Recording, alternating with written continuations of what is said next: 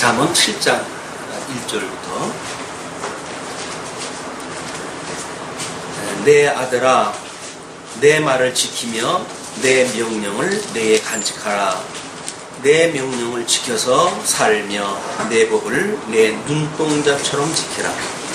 이것을 내 손가락에 매며 이것을 내 마음판에 새기라. 지혜에게 너는 내 누이라 하며 명철에게 너는 내 친족이라 하라.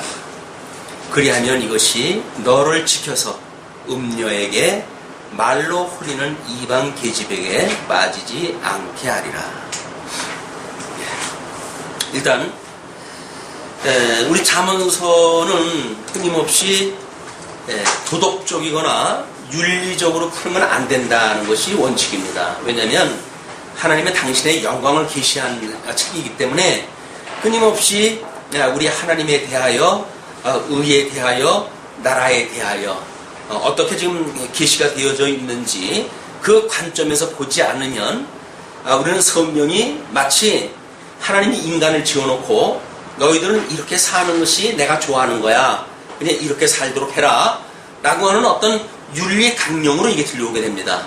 근데 이 잠언서 같은 건 더 그래요. 전부 잠언, 이 짧은 어떤 교훈으로 되어져 있기 때문에 마치 이 잠언을 공부하게 되면 이렇게 허라는구나, 이렇게 되는데 그것이 아니라 우리 하나님께서 역사 섭리를 우리 언약을 하신 대로 이제 모세 오병을 통해 가지고 언약하신 대로 이것이 역사 섭리입니다. 이 역사 섭리를 통해 가지고 그대로 성취가 되어진 거 아니에요? 양대 언약으로 해가지고 복을 주시고 나라를 주셨는데 이것이 이쪽에 선민국가를 통해 가지고 분국되어지는 이제 북이스라엘도 있고, 그다음에 남왕조는 한 지파만 남았지만 여전히 이 복 있는 예루살렘 성전을 통해 가지고 하나님 앞에 제사를 드리며 살 수 있는 이런 나라인가 하면, 여기는 숫자는 많지만 결국은 격길로 빠져버리게 되어진 이런 계시 섭리로 해가지고 성취가 되어집니다. 그렇기 때문에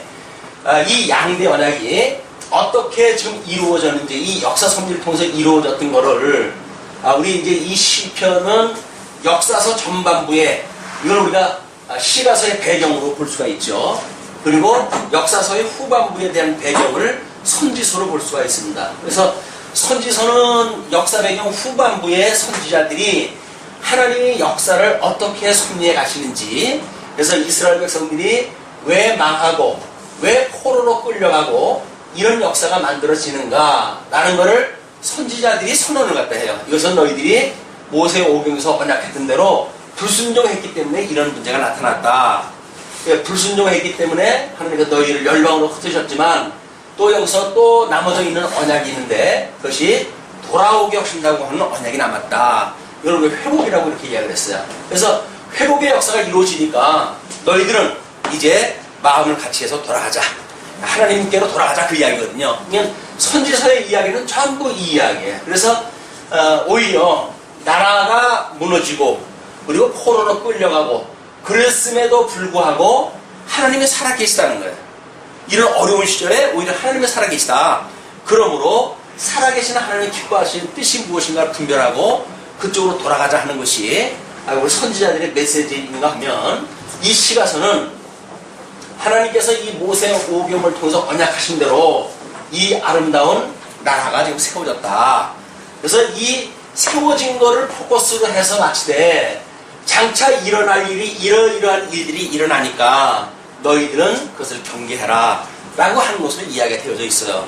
그래서 잠언도 마찬가지로 지금 7장의 이야기는 이 하나님께서 이 음부의 권세에 대하여 어떻게 경계할 것인가에 대한 것을 지금 언급이 되어지고 있기 때문에 이제 그 7장서부터 차례대로 읽어가게 되면 이 원리에 의해서 그냥 설명이 되어져요.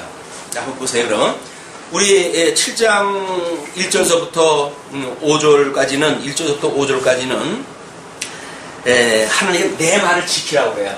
이 말은 여기서 언약했던 이 언약하신 하나님의 기뻐하시는 뜻이 있어요. 이걸 우리가 온전하고 기뻐하시고 또 선하신 이 하나님의 뜻이 있는데, 이 뜻이 어떻게 이루어지는지를 알고 믿고 살아가는 것이 성도들의 삶인 거예요.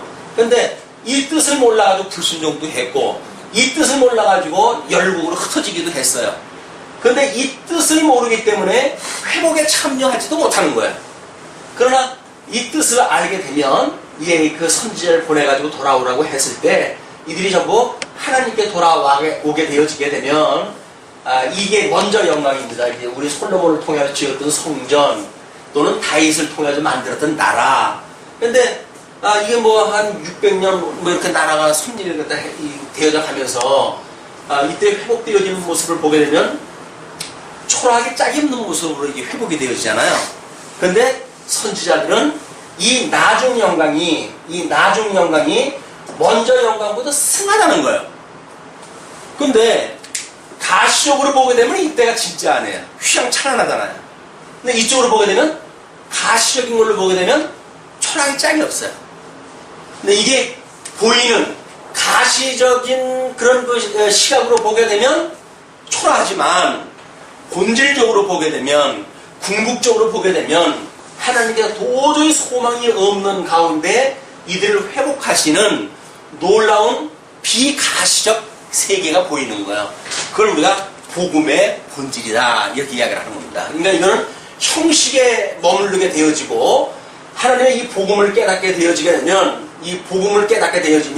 이거는 형식이 아니라 본질적인 내용에 우리가 접근하게 되어진다. 그래서 우리 복음을 깨닫는다는 이야기는 눈에 보이는 어떤 껍데기 속에 우리가 들어가서 생활하는 것이 아니라 복음을 깨닫고 아주 자유로운 신앙생활도 하게 되어지는 거예요. 예수를 믿는다는 건 그래서 자유로운 겁니다. 아까 뭐 이성복 주자님 고백적으로 하신 말씀이 이거를 이쪽으로 가는 것이 가치라고 대선언을 갖다 하신 것 같아요. 이 뜨거운 열정을 가지고 뭐가 이렇게 살고 그러고 싶은 마음도 있었는데 오늘날 와서 보니까 이것이 진짜인 것 같더라. 이것이 본질을 발견하는 사람들이 추구하고 있는 겁니다. 이거를 추구하는 사람들은 세상에 많아요. 그러나 이쪽을 추구하는 사람들은 별반 없어요. 여기는 생명을 만나는 길이고 여기는 우리 소위 말하는 기독교를 만나는 길이고 여기는 생명을 만나는 길이에요. 바로 예수 그리스도를 나의 가족으로 만나는 일이거든요. 뭐라고 설명을 하냐면 이렇습니다. 내 아들아. 그럼 내 아들은 지금 솔로몬이 여기서 이 지었던 먼저 영광에서 맡은 솔로몬이에요. 이 솔로몬이 지금 르호보암한테 이걸 쓴다고 그러지 않았어요? 그럼 이제 르호보암 시대 때 뭐 여로보암이 등장을 하게 되었지만 솔로몬은 다윗의 아들로 지금 이 솔로몬이 왕위를 이어받게 됐단 말이에요. 근데 다윗에게는 이 솔로몬이 아니라 하깃의 여인으로부터 누가 있어요? 선왕이 될 수 있는 사람이 이게 아도나이 예?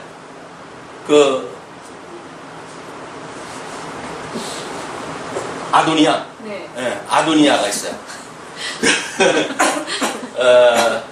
왜냐면 왕위를 이 사람이 자기가 받을 걸로 알기 때문에 다윗이 병들어가지고 병상에 누웠을 때에 이 아도니아가 이 다윗 왕금의 3부 요인이 있어요. 이 3부 요인이 나단이라고 하는 선지자, 또 요압이라고 하는 군대장관, 그리고 제사장 이름이 뭐 있어요. 이 3부 요인이에요. 이는 다윗 선왕을 최측근에서 그를 보필하던 이런 그 인사들이 있었는데 이게 지금 3직을 이야기를 하는 거죠. 다윗이 자기 정책을 펴기에 필요한 선지직, 왕직, 제사직이라고 하는 그런 그 역할을 감당하는 3부 요인이 있었는데 아도니아가 요압과 이 제사장을 충동해요. 그리고 이제 다윗이 병들어 죽게 되어졌고 차기의 왕은 나다. 그냥 나와 함께 힘을 합해가지고 이제 이 새로운 우리 다윗 왕국을 너희들이 함께 펴가자 이렇게 꼬여요. 요압이 홀라당 넘어가요. 왜냐면 뭐 서열로 봤을 때 그런 거 같아요. 충분히. 근데 하나님의 뜻은 다윗에게 약속하시기를 내 아들 솔로몬을 통해 가지고 성전을 짓게 하고 내 왕위가 영원할 것을 하나님이 약속을 했어요. 인간들의 생각으로 해가지고는 전통적으로 봤을 때 이 하깃의 아들 이 사람이 왕위로 올라갈 걸로 다 짐작을 할 텐데 하나님의 생각은 그렇지는 않았어요. 그러니까 하나님의 뜻이 중요한데 사람들은 흔히 보편적인 사람의 생각을 가지고 아도니아가 왕위에 올라갈 거라고 생각이 들고 요압이 이 제사장과 더불어 힘을 합쳐가지고 만세를 부르게 됩니다. 그때 이제 이 솔로몬 이 나단이 솔로몬 엄마를 찾아가잖아요. 밧세바를.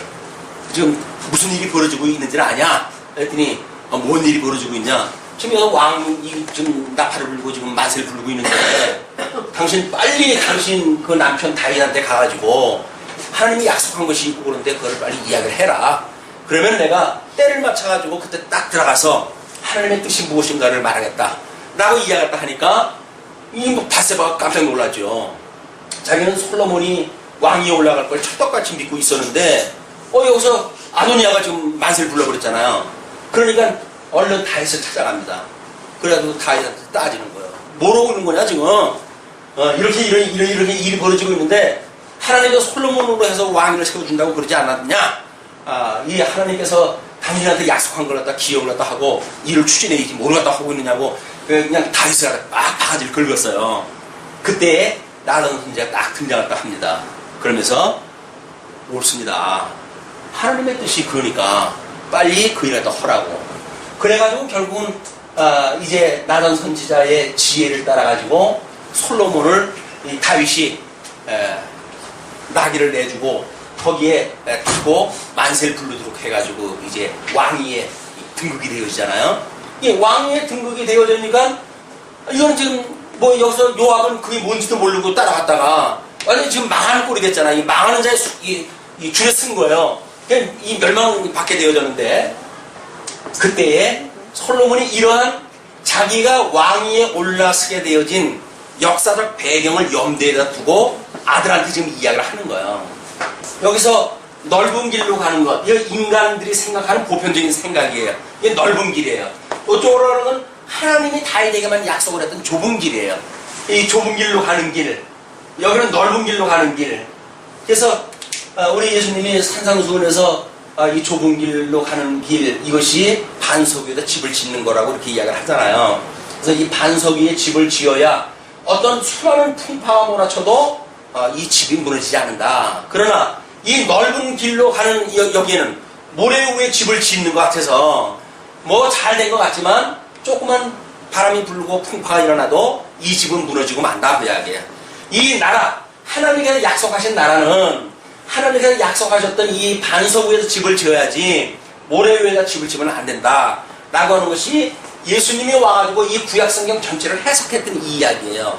그렇기 때문에 지금 솔로몬이 르호보암한테 한다는 그 이야기는 예수님의 그런 해석을 봤을 때 어느 것이 하나님의 길로 가는 거고 어떤 것이 음료를 따라가는 길인가에 대한 걸 지금 보여준단 말이에요. 여기서 우리가 음료의 이야기가 나오니까 마치 성도들이 이런 음료의 유혹에 조심을 갖다 하라고 하는 윤리적으로 받아들이게 되어지는데 하나님께서는 끊임없이 이 음료와 하나님과의 관계를 통해 가지고 하나님의 사랑이 무엇인가를 깨닫게 해주신 겁니다. 그렇죠? 그래서 우리 호세아서 같은 경우도 자기 호세아 선지자가 뭐 이 음탕한 여인하고 결혼을 갖다 해가지고 그 저주 가운데 있고 그럼에도 불구하고 하나님의 사랑이 무엇인가를 끊임없이 이야기를 하고 그러잖아요. 그러니까 이 음녀라고 하는 그 이야기는 여기서 하나님 앞에 전부 저주받았던 인간들의 속성을 이야기를 하는 거예요. 이게 이스라엘 모든 선민들이 이 음녀라 그 이야기예요. 그래서 하나님의 뜻을 특별히 아는 자들을 통해 가지고 구원의 역사가 일어나고 그것이 아니게 되면 음녀의 미혹에 빠져가지고 멸망받을 수밖에 없다고 하는 그것이 지금 음녀의 예를 들어서 설명하다 하는 거예요. 이건 나중에 물론 이제 우리 예수 교회 시대 때는 적그리스도라고 하는 걸로 해가지고 주님의 몸된 교회를 어떻게 왜곡시키는지 다 연결이 되어지는 이야기입니다. 그냥 단순하게 윤리적인 개념으로 이걸 대한 소개한 것이 아니다. 자, 그럼 보세요. 내 말을 지키며 내 명령을 내게 간직하라. 우리가 어떻게 설명을 했죠? 영과 우리의 육이 이렇게 이야기를 했어요. 이게 육이 이렇게 있다고 했을 때 우리 마음이 여기 있고, 그러면 이걸 우리가 영성이라고 이렇게 이야기를 했고, 그 다음에 이거를 지성, 심성, 이걸 감성, 이걸 덕성이라고 이렇게 우리가 인격적 구분할 때 했잖아요. 그러면 이것이 이게 지혜, 하나님의 죽었던 영을 살려주어야 우리 영성이 새로운 영성을 갖게 되어지는데, 이 지혜롭게 되어진 자만 하나님의 훈계를 받게 되어진다, 이렇게 이야기를 했어요. 그러니까 지금 아들한테 이 자문을 갖다 주니까 내 말을 지키고 내 명령을 내게 간직하라는 이야기는, 이렇게 하나님께서 주시는 지혜자로 말미암아서만 이 훈계를 듣고 간직할 수 있다는 이야기입니다. 지혜자가 아니면 이 훈계를 들을 수가 없어요. 여기서 잠언의 이 이야기를 하지만, 지혜자가 아니면 이런 이야기를 듣지 않냐고 보편적인 인간의 이야기를 다 들어버려요. 그래서 그런 사람들이 너무 형식에 머무르고 말아요. 뭐 성경을 통해도 하나님의 말씀을 공부를 계속 하는데 그냥 여기에 머무르고 말아요. 그러나 하나님께서 이 거듭나고 중생에서 생명을 받은 자, 예수 그리스도와 한 몸이 된 자, 이 예수 그리스도 한 몸이 되어진 자들만 하나님의 말씀이 무엇인지를 알게 돼요. 왜? 우리 예수님이 이걸 이루셨으니까, 하나님께서 이걸 이루셨기 때문에 예수님과 한 몸이 되어진 사람만 하나님의 뜻이 무엇인가를 알고 영적 예배의 삶이 강해진다, 그 얘기입니다. 그러니까 내 명령을 지켜서 살며, 산다고 하는 것이 지금 이제 이거예요. 삶. 이제 우리가 이걸 목숨을 다하고 이렇게 이야기합니다. 생명을 다하고, 내 뜻을 다하고, 마음을 다하고, 정성을 다하고, 그리고 목숨을 다하여 주 여호와 하나님을 경외하라, 이렇게 이야기를 하잖아요. 그러니까 이 삶이라고 하는 거는 목숨을 다해가지고 사는 거예요, 이게. 그러니까 어떻게 사는가? 하나님의 이 말씀을 간직하고 그 뜻대로 살라, 그 이야기예요. 자, 그렇게 하면서 이것을 내 손가락에 매며 이것을 내 마음판에 새겨라. 우리 상실한 마음이 회복이 되어져야, 이게 명철이라고 그랬잖아요. 마음이 명철해져야 이 하나님의 뜻을 마음에 간직하고 살아갈 수가 있어요. 끊임없이 마음으로 살아가는 사람은 우리 마음에 예수 그리스도를 품고 사는 사람들이에요. 예수 그리스도 품고 사는 사람들의 마음을 무슨 마음이라고 그랬어요? 예수의 마음이라는 거게. 예수의 마음이 되질 않으면 뭐 복음을 이야기하고 성경을 이야기하고 그러는데, 다른 사람을 정죄하기에 바쁘고 다른 사람 앞에 자기를 자랑하기에 앞서고 이렇게 되어지지, 예수님처럼 겸손한 마음을 가질 수가 없어요. 이게 다 하나님의 은혜로 되어지는 겁니다 라고 하는 것을 알 수가 없어요. 상실했던 에덴과 저 복과 나라가 지금 에덴의 이 아담의 불순종으로 인해 가지고 이게 전부 상실되어진 거 아닙니까? 상실되어졌단 말이에요. 상실되어진 마음이 회복되어진다는 이 이야기는, 하나님께서 우리 첫째 아담으로 말미암아서 이렇게 망했는데 둘째 아담이신 예수님을 통하지 않고는 회복이 안 되는 거란 말이에요. 우리 예수 그리스도를 통해 가지고 이걸 회복시켜주는 이 역사에 참여한 것이 구원을 받은 사람들의 이야기예요. 그러니까 마음이 회복되어졌다는 이야기는 죽었던 영이 살아났고 우리의 마음이 예수 그리스도의 심장을 가지고 사는 사람들이에요. 예수님과 우리는 한 몸이니까 그럴 수밖에 없잖아요. 그분하고 우리가 한 몸이라면요, 우리가 그분하고 적부터 마가 되어졌고 연합되어졌고 뭐 한 몸을 이뤘고 세례를 받았고 여러 가지 표현으로 하는 이야기는 뭡니까? 예수 그리스도는 우리의 머리가 되고 우리는 그의 지체가 되어진다는 이야기예요. 이것은 이미 창세전의 그리스도 안에서 예정되어진 뜻대로 이루어지는 일이에요. 그럼 하나님의 뜻대로 되어지는 일이니까 우리는 하나님의 은혜가 아니면 우리는 먼저와 같은 우리 인생인데, 하나님의 특별히 우리를 불러가지고 이 놀라운 은혜에 과하게 하셨구나, 그 이야기예요. 자, 그러면서 뭐 손가락에 매야 이제 매일 보잖아요. 손가락에 매인 그런 그 하나님의 말씀을 기억할 수 있는 그런 것이고, 그 다음에 그것이 마음판에 새기는 것. 우리 율법, 하나님께서 주셨던 율법은 어디에 새겼어요? 돌판에 새겼던 거 아니에요, 돌판. 돌판에 새겼던 그런 건 안 돼요. 이게 형식적인 게 이 돌판이에요. 돌판에 새긴 것. 또 이 복음의 이 내용인 것. 이게 마음판에 새긴 거예요. 복음을, 하나님의 말씀을 돌판에 새겨가지고 듣는 사람들, 이런 사람들은 전부 율법주의자들이란 말이에요. 율법주의자들. 그러나 복음을 깨닫는 사람들은 마음판에 새겨져 있어. 그래서 이 사람들은 조항이 많아요. 이래야 되고 저래야 되고 하는 조항들이 많아요. 그러나 마음판에 새긴 사람들은 그냥 위로는 하나님을 사랑하고 이웃을 내 몸을 사랑하라고 하는 율법의 대강령 하나로 집합이 되어지고 말아요. 그래서 성도 예수 그리스도의 사랑을 깨달은 사람들, 이런 사람들이 사랑이라고 하는 그걸 통해 가지고 율법이 완성되어져 가는 거예요. 그래서 서신서에서 그렇게 이야기를 하죠. 우리가 이 사랑하는 자는 모든 율법을 다 이루었다, 이렇게 이야기를 합니다. 그러니까 사랑을 모르고 예수를 믿는다는 이야기는 거짓말이에요. 그런데 우리가 신앙생활을 해가면서 사실 사랑을 하면서 살아가는지에 대한 거는 끊임없이 우리가 이거 살펴봐야 될 일이죠. 왜? 넓은 길로 하도 가다가 보니까 이걸 다 잊어버리고 산단 말이에요.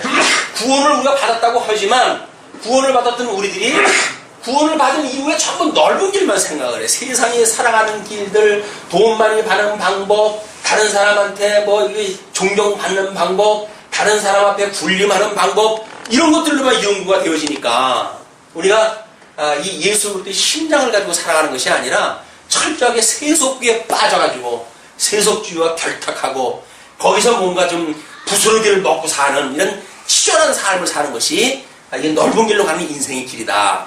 그러나 이쪽으로 가면 엄청난 고난이 따라요. 그러나 그 고난은 자기의 목숨을 내놓을 만큼 가치로운 일이라고 생각이 들기 때문에 그 고난을 감수하게 되어져요. 왜? 아니 목숨을 버릴 만큼 가치가 있으니까 이 길을 가죠. 가치가 없으면 일 가죠. 왜 이 좁은 길로 가겠어요? 그럼 이 길은 가치로운 길이에요. 왜? 주님이 하신 길이니까. 주님이 하신 길을 내가 함께 가는 거예요. 오늘 주보에다가 무슨 말씀을 소개해드렸죠?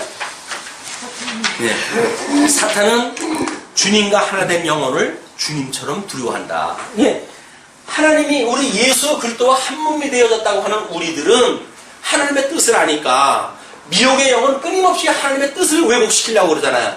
에이 그런 거 아니야. 뭐 이 세상에서 잘 먹고 잘 살면 됐지 뭐.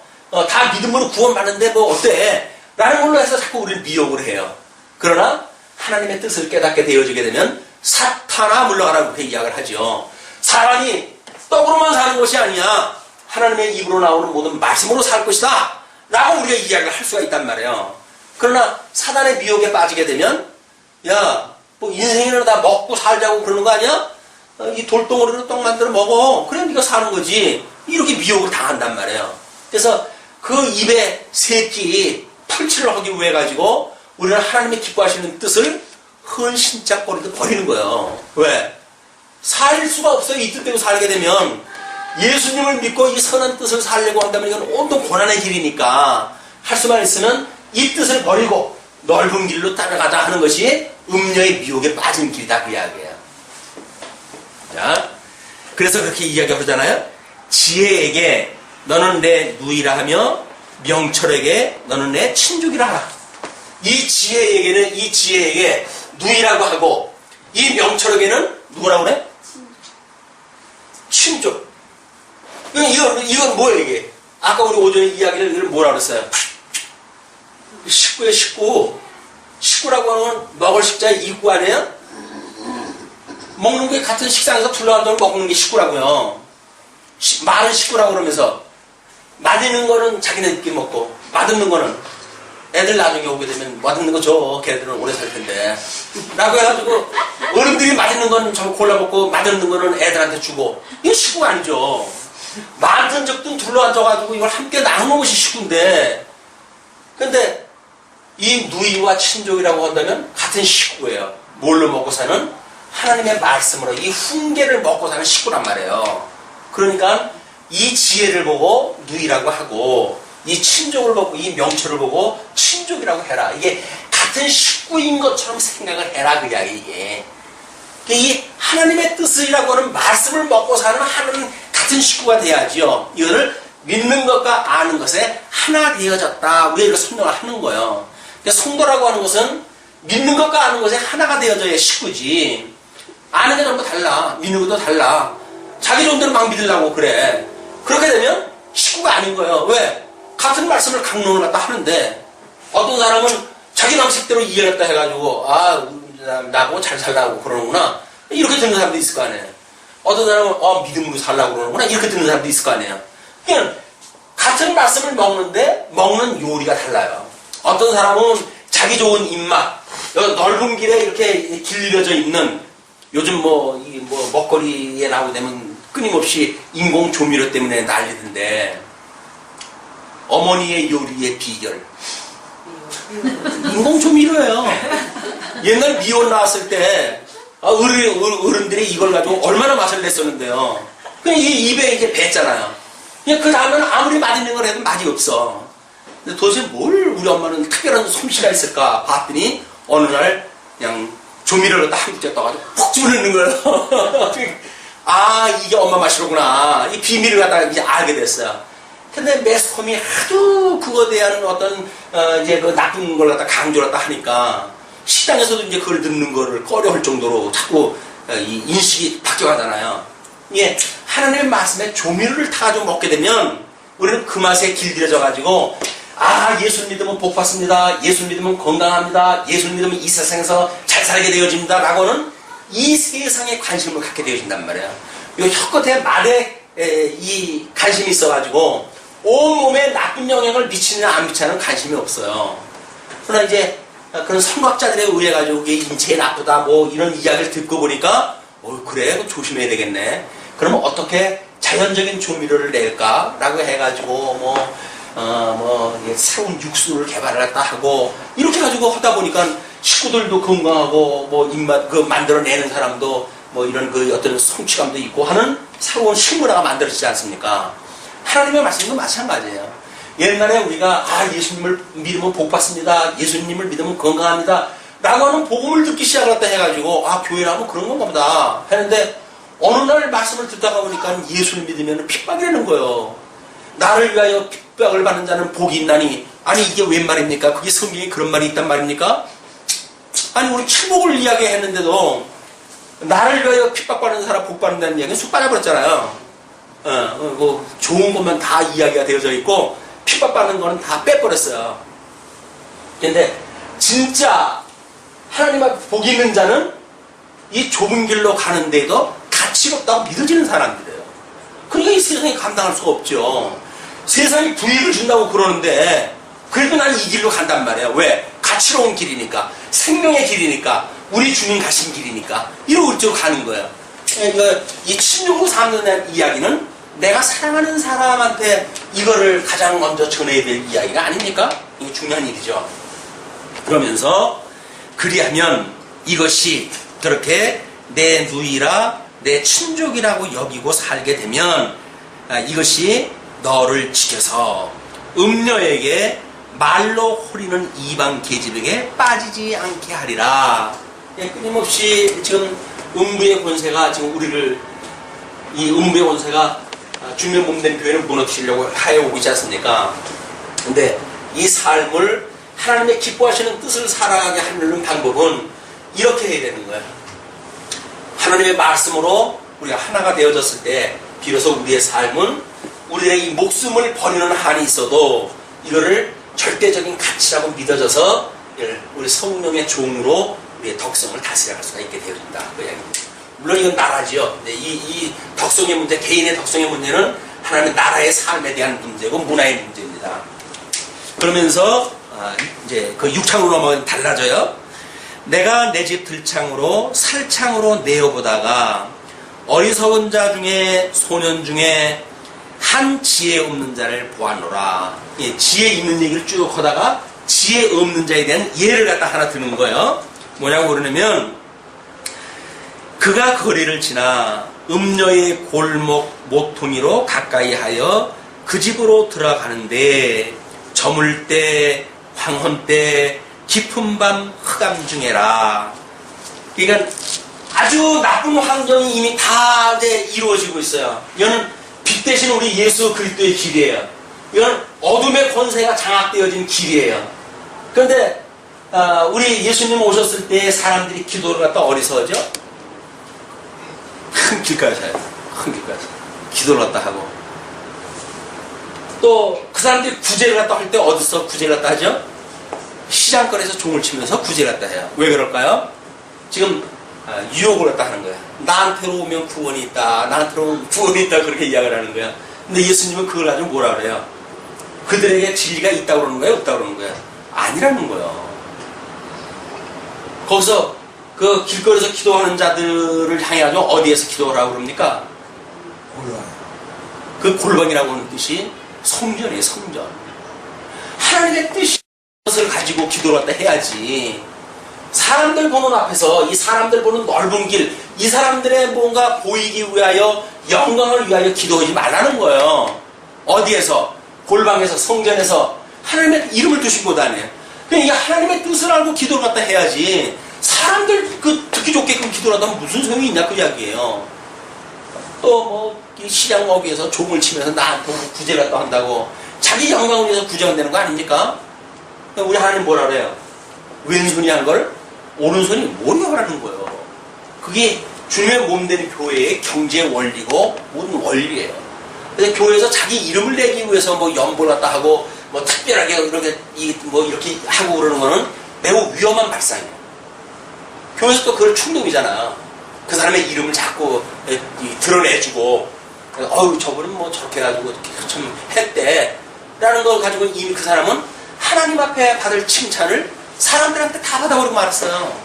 누구 때문에? 거짓 목사 때문에. 진리 잘못 가르쳐주는.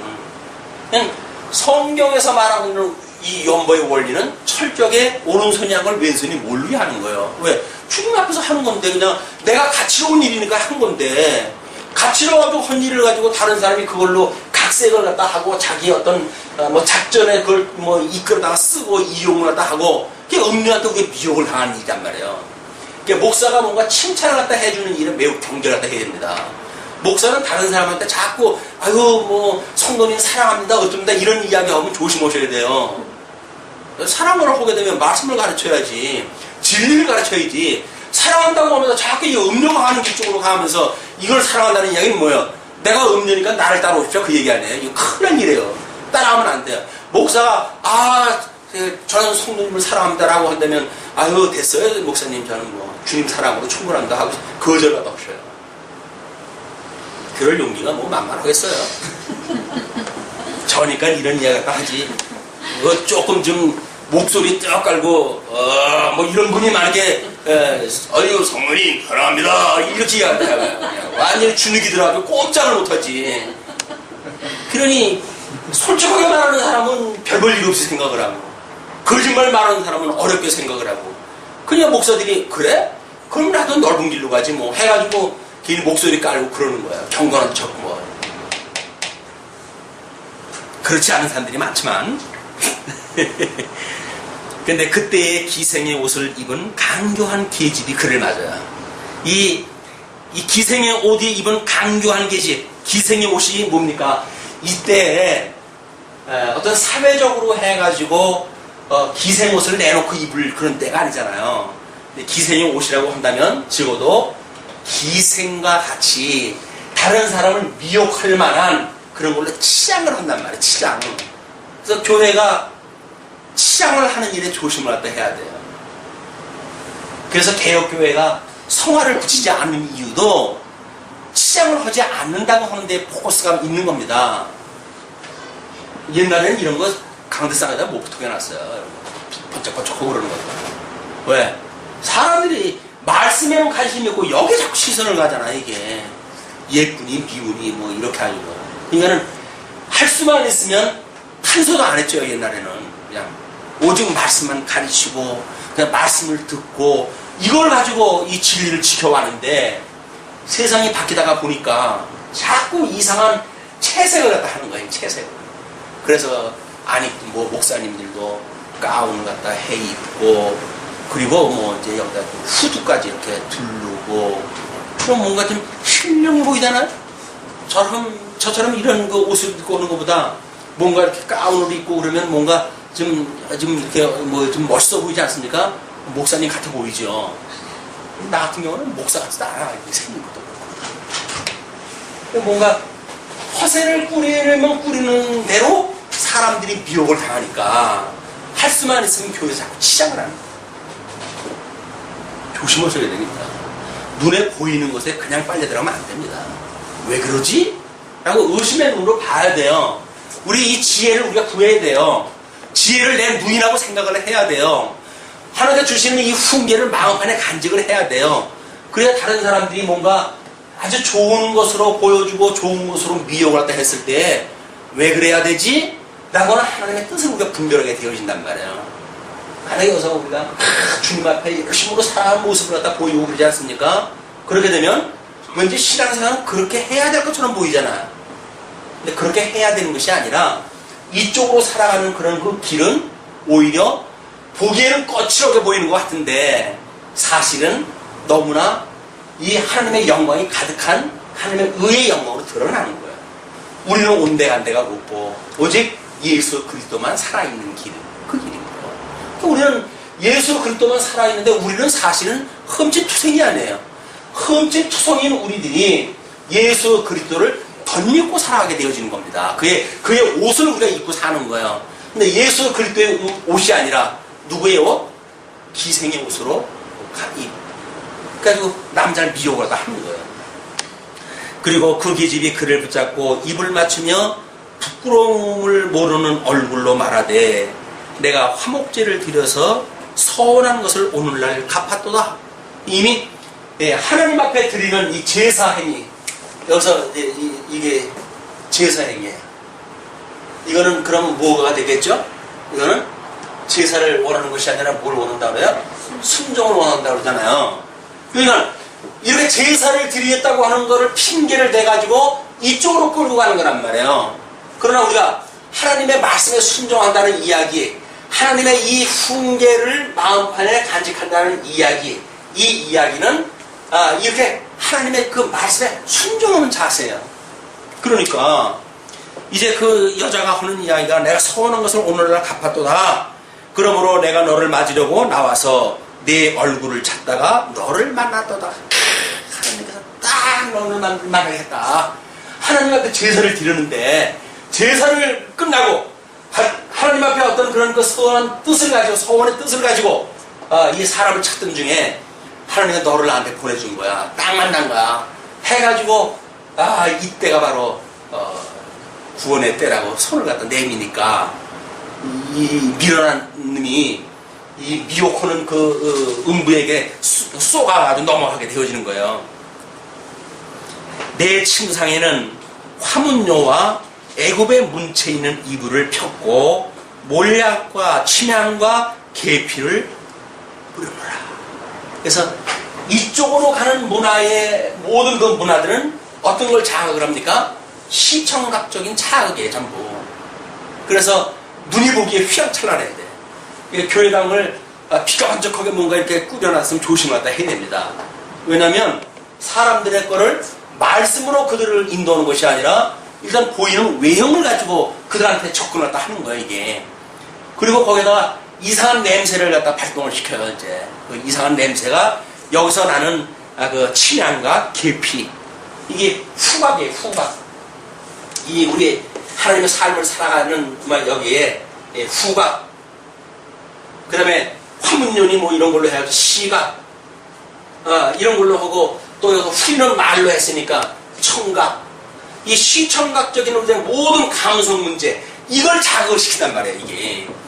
하나님의 뜻을 안다는 이야기는 훈계를 중심으로 해가지고 이 말씀을 깨달았게 돼야 되는데, 이 훈계와는 상관없이 감성을 가지고 성도를 자극한다면, 이건 우리가 매우 경계를 갖다 해야 돼요.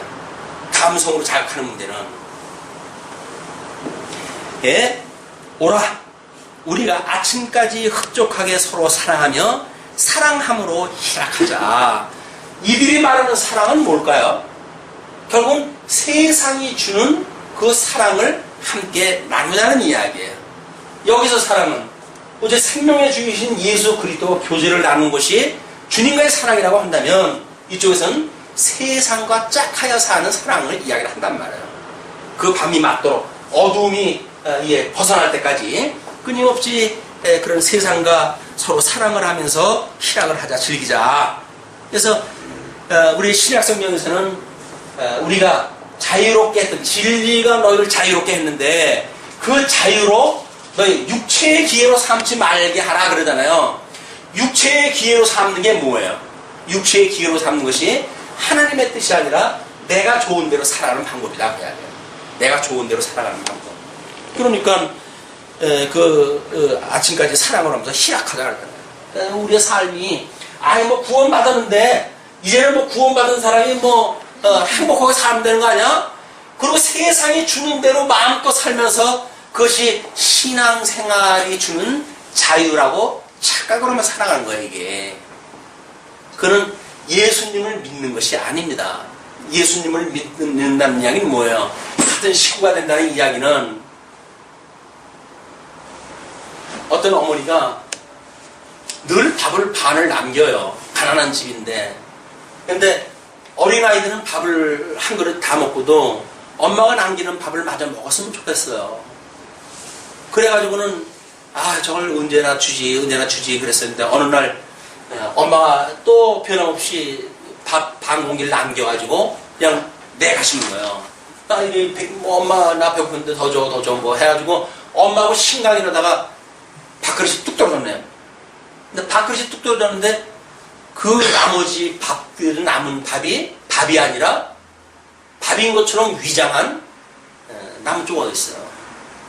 아이들한테 나도 한 그릇을 다 먹는다라고 하는 걸 보여주기 위해서 엄마는 부족한 밥을 다른 걸로 메꾸고 그 위에다가 살짝 밥을 얹어가지고 그것만 먹은 거예요.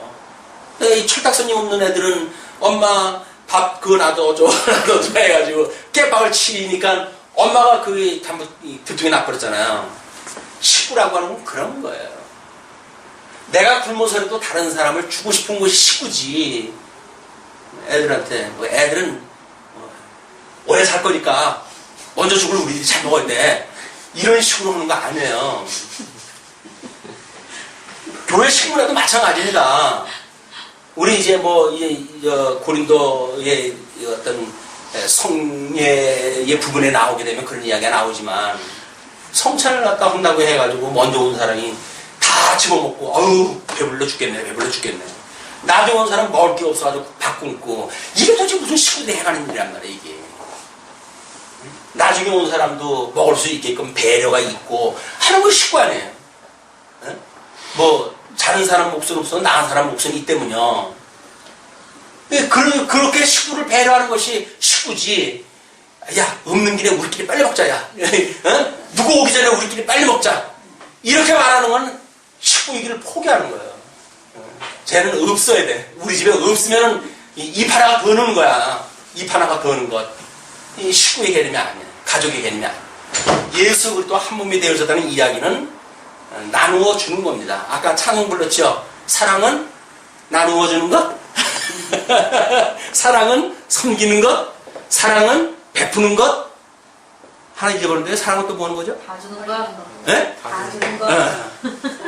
다 주면 힘드니까 절반씩만 나눠주고 절반은 그럼 나도 살아야지.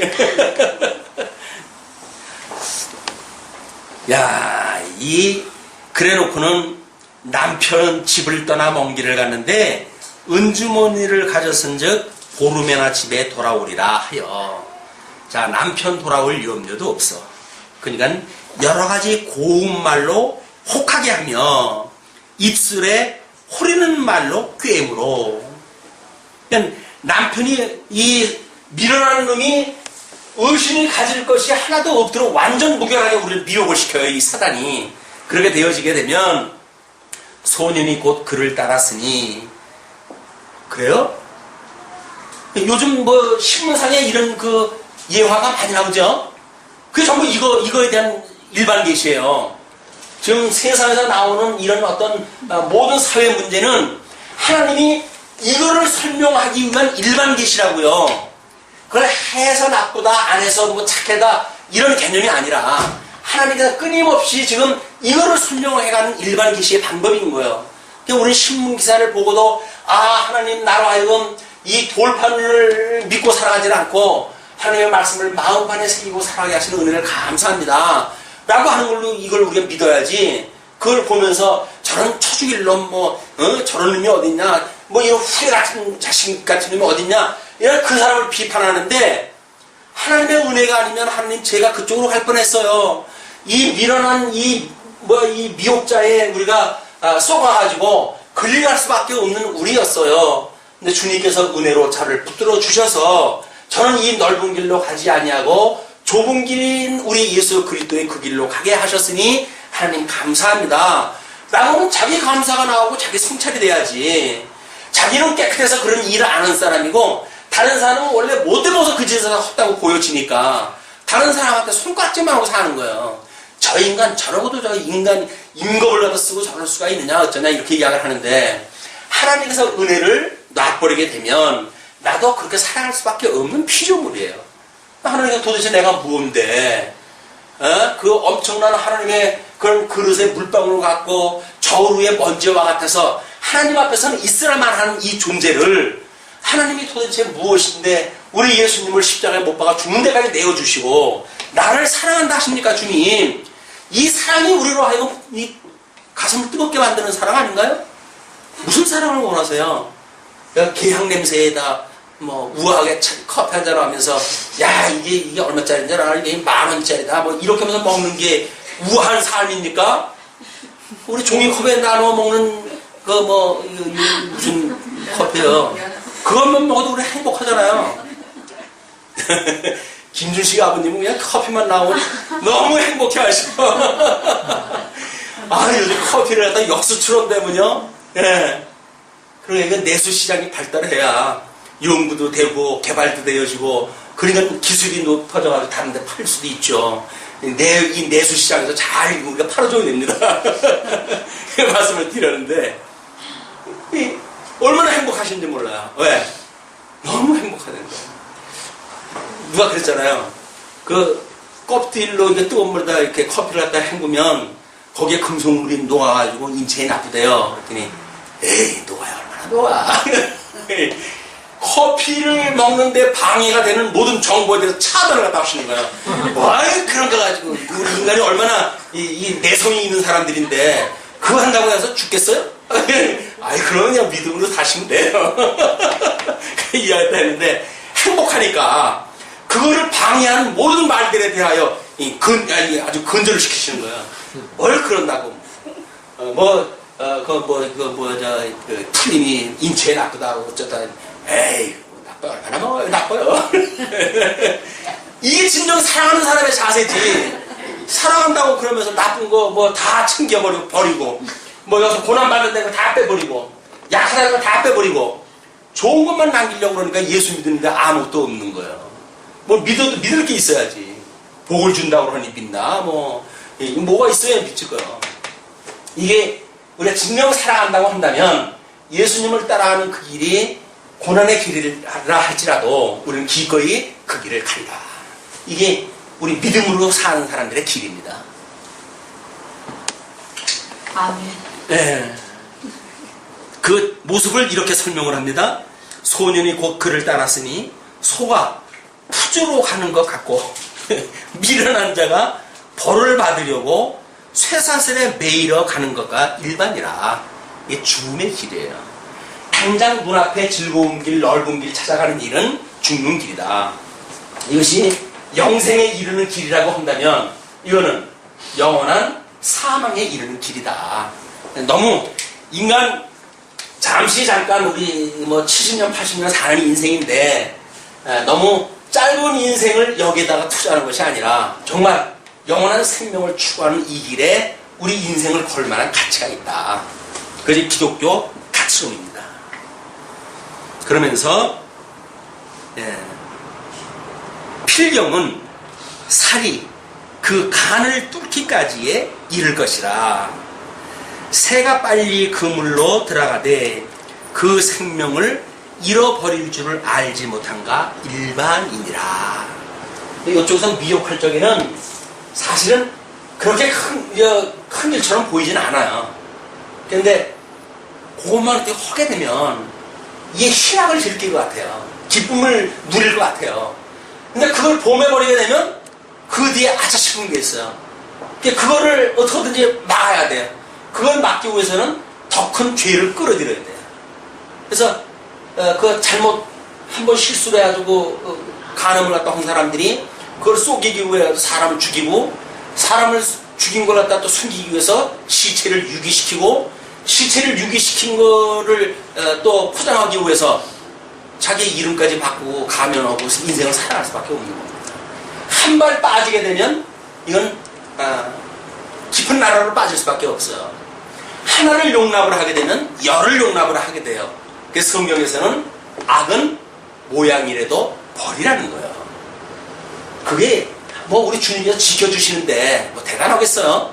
그러나 하나 빠지게 되면 둘 빠지게 되고, 둘을 용납하게 되면 셋을 허락하게 되어 있어요. 그러니까 우리가 비가 올 적에도 마찬가지죠. 이슬비가 온다고 했을 때 처음에 옷 젖기 전에 우리가 띄고 안 맞으려고 그러지, 일단 비가 옷을 다 젖어놔버렸어. 그런 뒤에는 뭐 이왕 다 젖었는데 뭐 뛸 거 뭐 있어요. 2판 4판 개판이지. 그냥 그러고 사는 거야 인생이.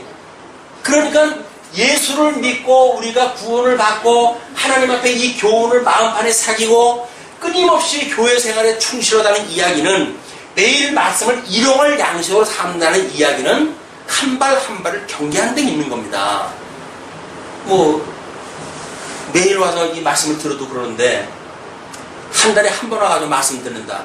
그 말씀이 들리겠어요? 거기다가 크리스마스 때만 와서 듣는다. 그건 더더군다나 안 되죠. 뭐 크리스마스 때 오는 것도 1년에 한 번 오니까 또 나아. 어떤 사람은 세례 받고 평생 하나. 그냥 하나님의 말씀을 양식으로 사는 사람이 아니에요. 뭐 매일 듣는 말인데 꼭 가야 돼요? 그렇게 이야기하죠.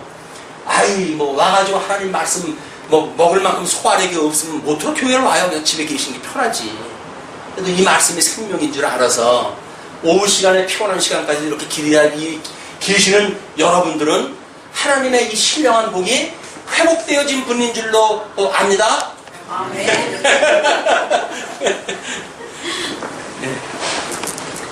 24절로부터 장면이 바뀝니다. 아들들아 나를 듣고 내 입의 말에 주의하라. 내 마음이 음녀의 길로 치우치지 말며 그 길에 미혹지 말지어다. 자, 지금 솔로몬은 이렇게 명령문으로 이야기를 했잖아요. 그렇게 하지 마라. 그러면 그걸 받아들이는, 그 말씀을 받아들이는 우리는 어떻게 그 말씀을 해석을 해야 될까요? 성경에 하지 마라 그랬어요. 근데 그 하지 마라는 걸 이스라엘 백성들이 지켜가지고 지켜졌나요? 못 지켰잖아요. 못 지켰으니까 우리 둘째 아담이신 예수님이 오셨잖아요.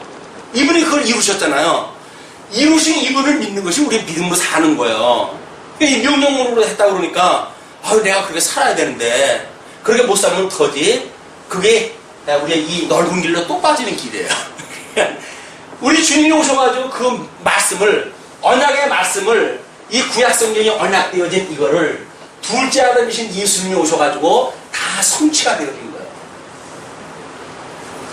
네.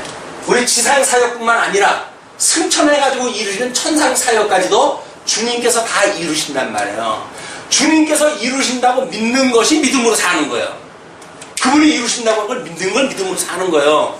그는 이루라고 하셨던 생육하고 번성하라, 땅에 충만하라, 그리고 다스리라 라고 언약했던 하나님께서 이렇게 이루셔 가잖아요. 마찬가지로 이 언약은 둘째 아담이신 예수님을 통해서 이루어지는 거예요. 그러니까 주님께서 이걸 이루어 주셨어요. 주님이 이루어 주시지 않으면 우리는 저주받을 수밖에 없는 우리인데, 우리 주님이 대신 우리를 위하여 대신 속해 주심으로 나는 주님 앞에 죽어서 없고 이제는 주님만 살아계신 거예요 라고 믿고 사는 것이 예수님을 믿고 사는 믿음의 삶이란 말이에요. 아직도 내가 살 일이 많다고 한다면 예수님 믿으라 마나. 왜? 내가 살면 되니까. 우리 내가 사는 거 아니에요. 난 죽었어요 이제. 예수님 믿고 죽었습니까? 그걸 세례라고 그러잖아요. 예수님과 함께 죽고 예수님과 함께 살았다고 하는 것이 세례예요. 그럼 우리 그 신앙 고백 후에 우리가 신앙생활을 한단 말이에요. 그 이야기는, 예수님을 믿는다는 이야기는 예수님으로 인해서 내가 죄 아래서 죽어버렸어요 이제. 만약에 내가 죄 아래서 아직도 살아있다고 한다면 그 죄의 책임은 내가 져야 되겠죠. 그럼 나는 이제 죄에 대하여 죽어버렸어요. 우리 노무현 대통령 기소를 갖다 했죠. 그 기소가 언제 끝이 나버렸죠? 자살과 동시에 기소가 말소가 돼버려요. 아니 벌을 줄 사람이 없어버리는데 무슨 정죄가 있어요. 그러니까 사망이 우리를 더 이상 정죄할 수가 없는 거예요. 왜? 나는 죄 아래 이미 죽어버렸거든요. 죽어버렸어요. 그러니까 사단이 나를 갖다가 정죄를 못해요. 기소를 못해요. 하나님이 이놈은 이렇게 죄인입니다라고 정죄를 못해요. 왜? 나는 예수님 안에서 죽어버렸거든요. 이제 기소가 말소가 돼버렸다니까요. 더 이상 난 죄인이 아니에요. 이제는 오직 예수 그리스도를 믿는 믿음으로 살아가는 거예요. 근데 아직도 육신이 남아가지고 예수님을 그리스도로 믿고 살아가는데 힘이 약해. 그래서 아직도 내가 이렇게 저렇게 해야 되는데 그걸 못했다고 믿는 부분들이 믿지 못하는 죄의 부분들이에요. 그거로부터 우리를 구원해 주세요라고 하는 것이 주기도에서 가르쳐주는 기도입니다. 끊임없이 이 시험에 들게 하지 마시고 악에서 나를 구원해 주세요. 우리 육신은 아직도 거기 있으니까 믿음으로 사는 것이 바로 그것이다. 그래서 내 마음이 음료의 길로 치우치지 말며 그 길에 미혹지 말지어다 라고 하는 그 말지어다 라고 하는 하나님의 의지가 담겨져 있는 그 명령은 언약하셨던 메시아를 보내주셔가지고 메시아가 이루시는 사건이에요. 메시아가 이루신단 말이에요. 기름 부음 받은 자 우리 예수님이 와서 그걸 이루셔요. 그러니까 미혹지 말지어다 하신 하나님께서 예수를 보내주셔가지고 그러하여 미혹지 않는 그 길을 가게 하셨어요. 대저 그가 많은 사람을 상하여 엎드러지게 하였나니 그에게 죽은 자가 허다하니라. 그러니까 이 넓은 길로 가는 사람들은 엄청나게 많아요. 하나님께서 다윗 왕국을 세우셨을 때 이게 다 부름을 받은 사람들 아니에요. 선민으로 부름을 받은 사람들이에요. 그런데 택함을 받은 사람들은 얼마나 적은지 몰라요. 왜? 허당한 사람들은 전부 이 넓은 길, 음료의 길로 따라가고 전부 멸망의 길로 가버렸으니까. 그러니까 우리가 이 하나님의 의 예수 그리스도를 믿고 지금 살아간다는 이야기는 얼마나 희소성이 있는 건지 몰라요. 예수 믿는 사람이 대한민국에 많다고 그러니까 뭐 엄청난 사람들이 다 구원받는 사람이라고 생각하는지 모르겠지만 결코 그렇지는 않습니다. 전부 이 종교 행위에 갇혀가지고 사는 사람들이 얼마나 많은지 몰라요. 하나님께 우리는 특별히 불러내가지고 우리 예수님과 같은 마음으로 살아가게 하시잖아요. 이 은혜로 살아가는 특별히 택함을 받은 사람들이다. 그 집은 음부의 길이라 사망의 방으로 내려가느니라. 결국 사망의 방 어디에요? 영원한 사망이 사는 지옥의 방으로 떨어질 수밖에 없어요. 여기는 천국의 방으로 가죠. 하나님의 의로 천국에 이르게 되어지고 넓은 길로 가는 사람들은 결국은 하나님께서 만들어 놓으신 이 유황불이 끊이지 않는 지옥불에 영원히 살 수밖에 없다. 오늘 복 있는 자로 하나님 천국에서 하나님께서 우리에게 주신 이 복을 누리고 사는 것을 성경을 통해서 확인하고 있는 거지. 우리가 이 좁은 길로 가고 있는 우리의 정체성, 우리의 길, 이걸 지금 확인하고 있는 거야. 이 확인되어진 이런 그 일이 일주일 동안 신앙생활을 하시면서도 끊임없이 행복하고 즐겁고 희락을 느끼는 의와 거룩과 희락의 이런 그 시간이 되어지길 빌면서 말씀 드리겠습니다. 기도하시죠.